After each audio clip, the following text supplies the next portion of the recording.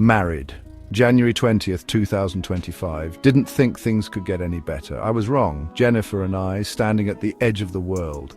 Or at least, that's what it felt like. The air hung heavy and sweet, a symphony of unseen life buzzing around us. This was it. Our honeymoon, deep in the heart of the African jungle. We plunged into the emerald labyrinth. Giant trees, ancient and gnarled, formed a verdant canopy overhead. Sunlight dripped through the leaves, painting the jungle floor in a mosaic of light and shadow. We were explorers in a lost world. Each rustle of leaves, each screech of a bird heightened our senses. This was exhilarating, intoxicating, an adventure for the soul. Days melted into each other. We hiked until our muscles ached, but we didn't care. We were lost in the beauty of it all. The jungle had woven its spell on us. We were no longer just visitors. We were a part of it, small, insignificant, yet strangely at peace. The air, thick and humid, seemed to crackle with a sudden tension. The playful chirps of the forest fell silent. My senses screamed at me that something was wrong, very wrong. A low growl, barely audible, sent shivers down my spine. Jennifer's hand found mine, her grip tightening. We both saw it at the same time, a tiger. Muscles coiled beneath its magnificent striped coat.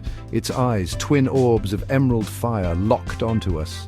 Fear, raw and primal, surged through me. I had never felt so alive, so terrifyingly vulnerable. "Run!" I hissed, pulling Jennifer along. We scrambled through the undergrowth, our backpacks snagging on thorny vines. The tiger's roar, a sound of pure predatory fury, echoed behind us. Every muscle in my body screamed for me to stop, to rest, but I knew we couldn't. Not while that beast was on our trail. My lungs burned, each breath a searing pain in my chest. Jennifer wasn't faring much better, her face pale with exertion. We had to find shelter, fast. A rocky outcrop half hidden by a curtain of vines caught my eye. It wasn't much, but it was our only hope.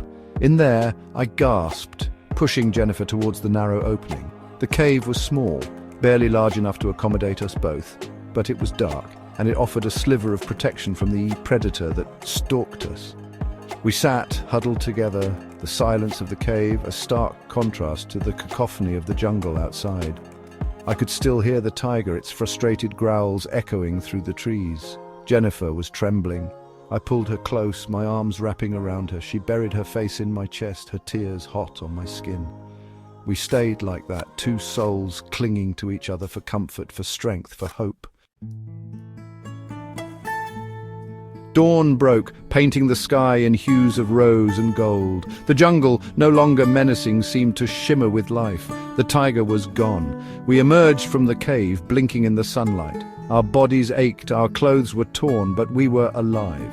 We made our way back, following the trail we had blazed the day before. Every rustle of leaves still sent a jolt of fear through us.